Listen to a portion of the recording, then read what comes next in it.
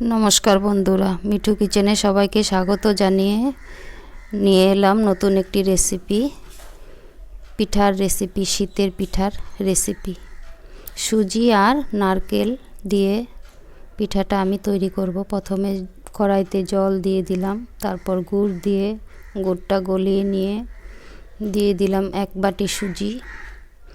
সুজিটা কিছুক্ষণ নাড়াচাড়া করে তারপর দিয়ে দিলাম আমি নারকেল কোড়া দিয়ে ভালো করে সুজির সাথে মিশিয়ে নিব।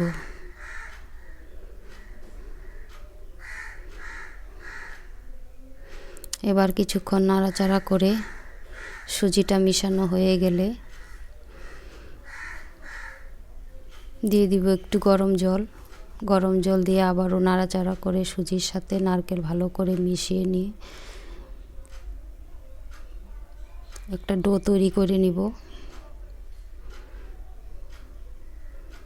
দেখুন সুজিটা আমার হয়ে গেছে, এবার নামিয়ে নিলাম একটা থালাতে। তারপর এটা ঠান্ডা করে হাতের সাহায্যে ভালো করে মাখিয়ে নিয়ে গোল গোল করে আপনারা যেরকমভাবে শেপ দিতে চান সেইভাবে পারবেন। আমি এইভাবেই করেছি, হাতের সাহায্যে গোল গোল করে চ্যাপ্টা করে নিয়েছি। এবার কড়াইতে সাদা তেল দিয়ে তেলটা গরম হয়ে গেলে পিঠেগুলো আমি লাল লাল করে ভেজে নিব।